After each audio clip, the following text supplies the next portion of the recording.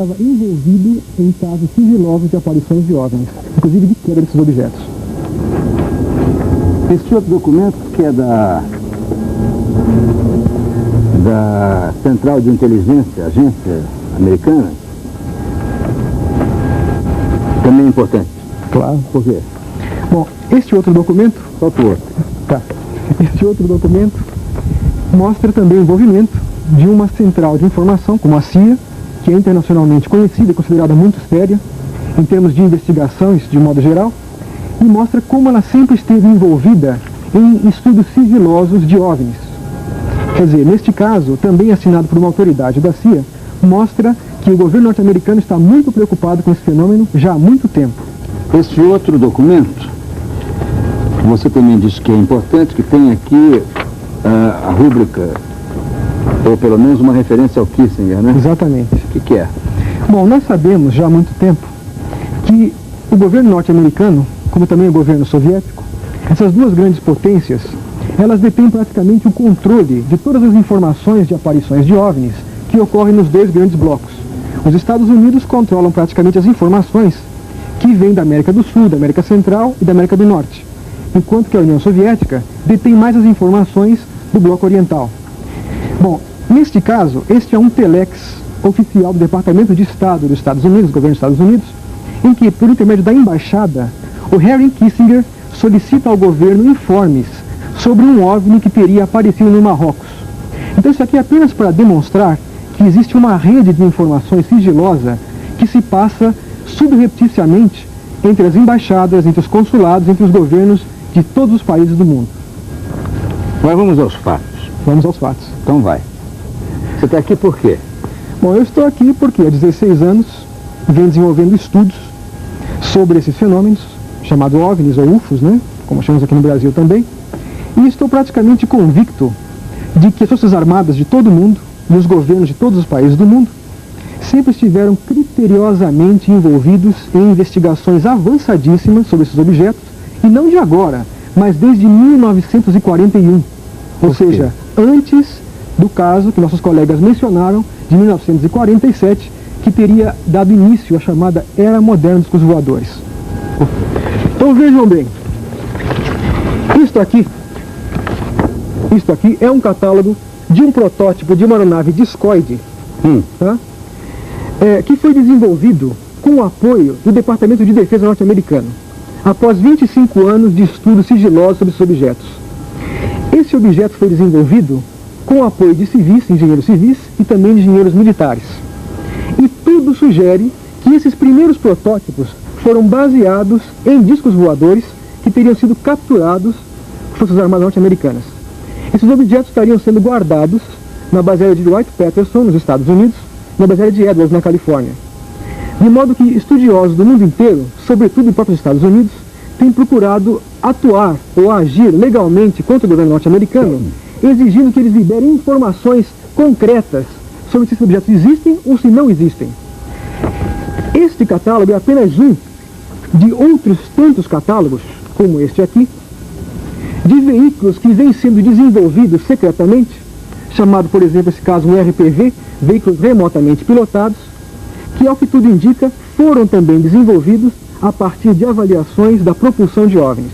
Agora, tudo indica, é uma coisa muito vaga. Qual é a evidência maior, né, disso, por exemplo? Olha, Goulart, porque se eu capturo um disco voador e eu sou um cientista, quer dizer, eu tenho um agrupamento científico à minha disposição, eu já estaria utilizando isso de outra forma, né? Claro, esse é o seu raciocínio, seria o meu raciocínio também. Agora, resta ver se eles também pensam assim. Me parece, por contatos que nós tivemos oficiosos com autoridades das Forças Armadas brasileiras, por exemplo, da Força Aérea, da Marinha e da Aeronáutica, através de 16 anos de estudos, que existem fortes motivos, fortes razões, e eu dou razão a eles, de se manter essas investigações sob sigilo. Principalmente porque nem tudo que envolve esses OVNIs é agradável e nem tudo é tão maravilhoso como todo mundo pensa. Por exemplo, nós sabemos que o FBI esteve nos últimos 10 anos envolvidos em investigações das chamadas mutilações de animais.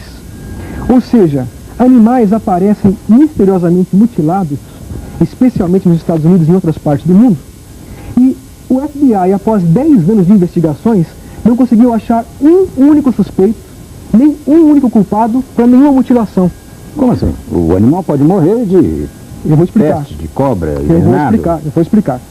Então, o FBI, veja bem, nesses casos de mutilações, os animais aparecem estranhamente mutilados, com incisões, cortes feitos com uma precisão cirúrgica assombrosa. Esses cortes, avaliados com microscópios eletrônicos, revelaram que foram feitos com instrumentos desconhecidos pela medicina e pela veterinária. Esses animais aparecem exângues, os líquidos dos corpos são retirados de maneira inexplicada e muitas vezes órgãos internos como o coração, os rins ou o baço são retirados por incisões muito pequenas, sem qualquer explicação para isso. Agora, interessante é que o único elo de ligação entre centenas e centenas de casos de mutilações são exatamente os OVNIs. O que nós sabemos é que em centenas de casos investigados pelo FBI, o único elo em comum é a aparição de OVNIs. E sabemos também que nas reservas dos indígenas americanos, os índios, aquela linguagem peculiar da cultura indígena dos americanos, eles disseram que em vários casos viram os deuses ou homens das estrelas roubando seus animais, roubando suas vacas, né, ou seus cavalos, e suspendendo os animais para o interior de carros de fogo, suspensos em corda ou em alguma coisa parecida com uma corda, para na manhã seguinte os animais aparecerem misteriosamente mortos e também mutilados. Então esse é apenas um dos aspectos nada agradáveis que aparentemente envolvem os OVNIs, e que talvez seja também um dos motivos pelos quais os militares, com toda a razão, evitam dar um parecer abertamente sobre esses episódios, uma vez que eu tenho absoluta convicção de que eles não apenas têm isso muito bem documentado em seus arquivos, como também outros casos muito mais graves e muito mais sérios, que nem eu devo divulgar e muito menos eles. Como você não deve divulgar? O que se passa é o seguinte, Goulart. Nós sabemos que uma série de coisas, que por exemplo, o desaparecimento de seres humanos, desaparecimento inexplicado de seres humanos, que Onde? também tem em diversas partes do mundo. Quando? E, puxa, ao longo dos anos, desde que começou a existir a ufologia oficial em 47, 48, houveram diversos casos documentados de pessoas que após a aparição de OVNIs simplesmente desapareceram e nunca mais foram vistas. Agora, para onde foram? Ninguém sabe. Qual o destino delas? Ninguém sabe. E isso vem sendo minuciosamente investigado por militares do mundo inteiro. Agora, isso é um enigma muito grave e muito séria, de modo que os militares não devem fazer pronunciamentos a esse respeito até que eles tenham uma comprovação e tenham uma certeza concreta do que foi feito com essas pessoas. O que se supõe, pelo menos, até agora, dentro de todos os estudos que foram feitos? Bom, o que se supõe, baseado nos casos de mutilações de animais e também baseado nos casos de desaparecimentos de seres humanos, é que existe alguma espécie de criatura alienígena, extraterrestre ou não extraterrestre, talvez uma civilização oculta aqui mesmo na Terra, que estaria fazendo experiências biológicas, experiências genéticas conosco, talvez tendo em vista que o planeta Terra pode estar em vias de uma grande transformação. E é provável que esses seres, ou sejam, isso é uma hipótese muito interessante, até muito bem documentada, sejam antecessores da raça humana e que estejam preocupados com o futuro da nossa espécie. De modo que esses estudos que esses seres poderiam estar fazendo seriam preparos biológicos, genéticos, para uma raça futura que viria a sobreviver a um eventual cataclismo que, segundo muitos estudiosos, estaria iminente para esta humanidade.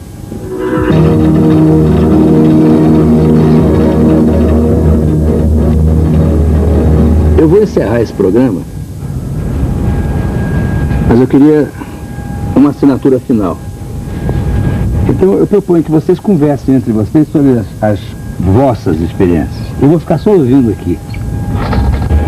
Ora, do ponto de vista de análise de uma coisa concreta, eu percebi que você insistiu muito nisso. Eu tenho a impressão que os colegas e outros que não estão aqui participariam talvez dessa opinião. A ufologia é uma coisa muito pessoal para quem viveu isso.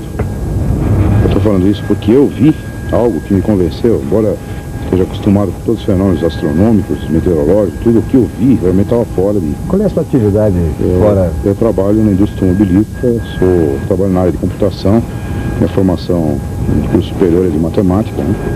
Então eu tenho alguma experiência nessa área de astronomia desde longos anos. Eu estou acostumado a olhar para o céu, mas nunca dei cabeçada em poste. Sabe?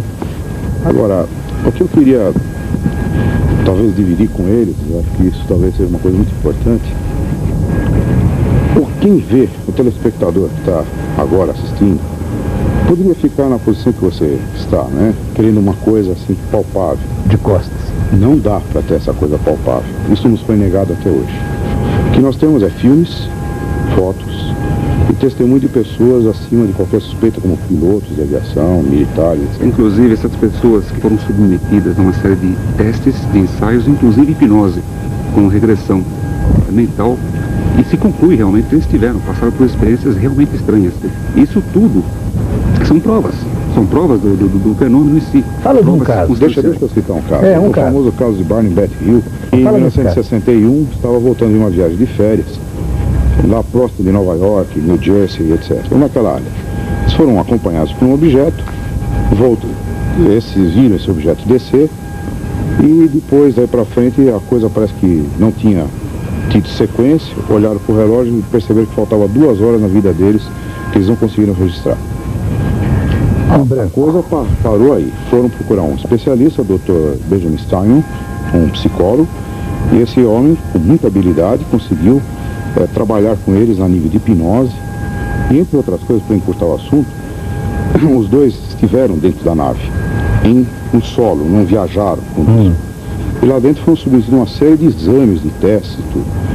Entre eles um teste em que fizeram na Beth Hill, uma perfuração no abdômen dela, que hoje nós chamamos de laparoscopia, em que eles na nave indicaram que ela estava grávida.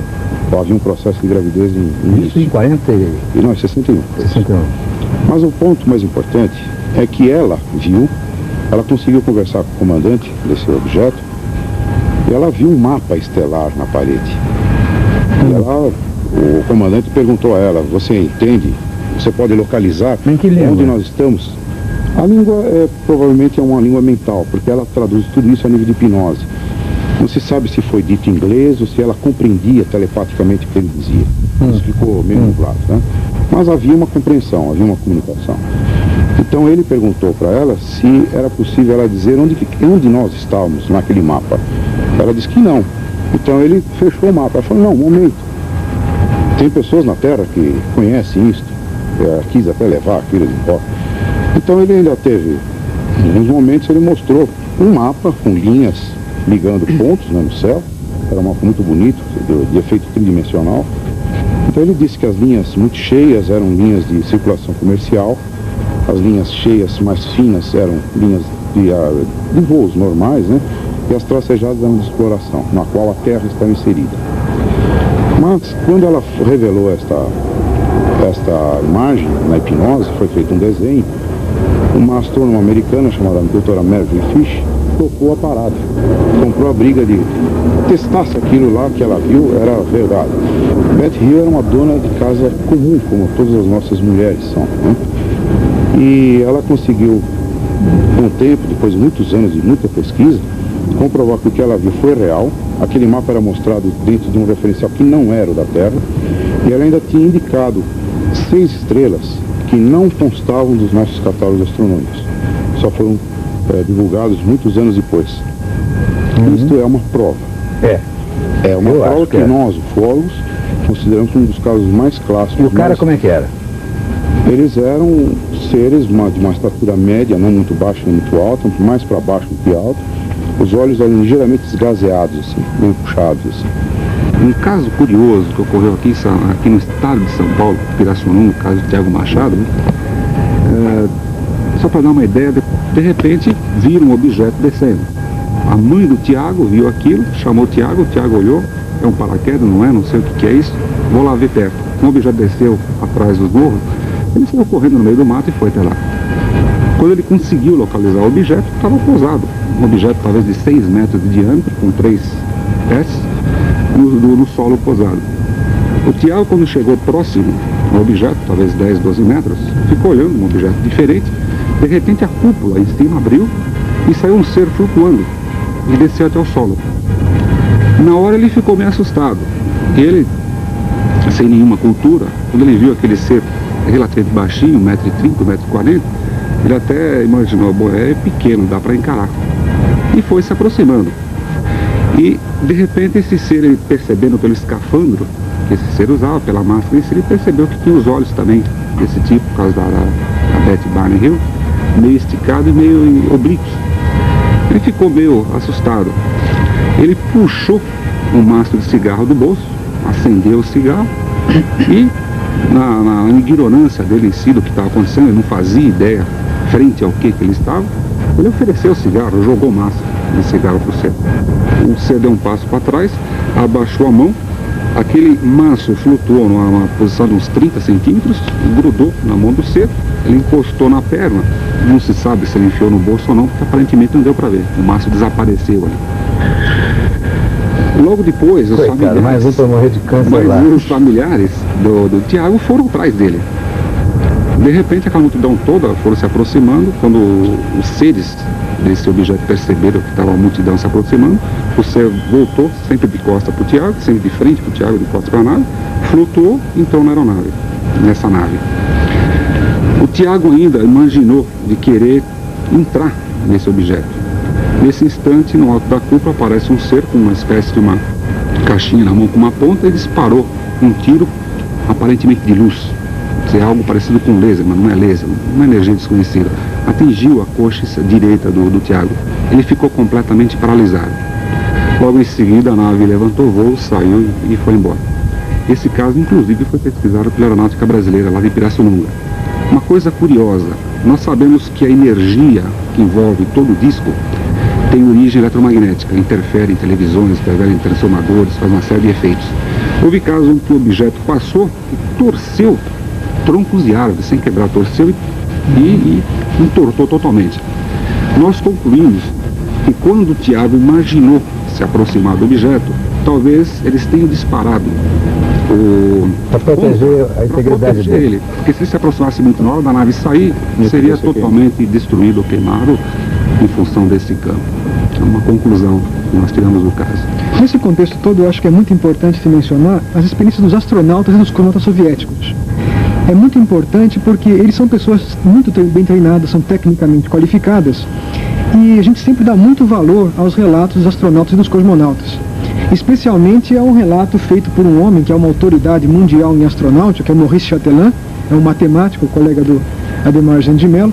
E Maurice Chatelain foi praticamente o chefe de comunicações das missões Apollo com a Lua, aquelas missões lunares. O Maurice Chatelain, nos trabalhos que ele publicou, ele afirmou categoricamente, claramente, todas as missões Apollo e Gemini foram acompanhadas por OVNIs. Ele afirmou exatamente isso nos livros dele. Quer dizer, é uma autoridade mundial em astronáutica. Sem contar um outro episódio muito fascinante, que rodou o mundo todo, criou uma polêmica, uma celeuma fantástica, que foi o contato que parece ter havido entre os cosmonautas Vladimir Kovalyonok e Viktor Savinik, na Salyut 6, e que motivou uma reunião, em 81 agora, no Gosplan, que é o Ministério do Planejamento Soviético. Nessa reunião estavam 12 cosmonautas e 200 cientistas, entre físicos, matemáticos, engenheiros e diabo 4. Quer dizer, só para quê? Para discutir um filme que teria sido feito a bordo da Salyut, onde eles mostram a aproximação de um objeto esférico, e nesse objeto haviam seres lá dentro, que teriam passeado, inclusive, pelo espaço, ao redor da nave, se aproximando da Salyut, sem aparelhos de respiração visíveis, pelo menos. Então, esse caso foi um dos casos mais recentes e mais controversos na ufologia mundial, porque envolveu dois grandes nomes da cosmonáutica soviética, Vladimir Kovalyonok e Viktor Savinik. Obrigado pela presença de vocês. Nós que agradecemos. Exatamente. Agora vou repetir a minha pergunta. Vocês têm certeza de que eu não seja um ser espacial? E vocês?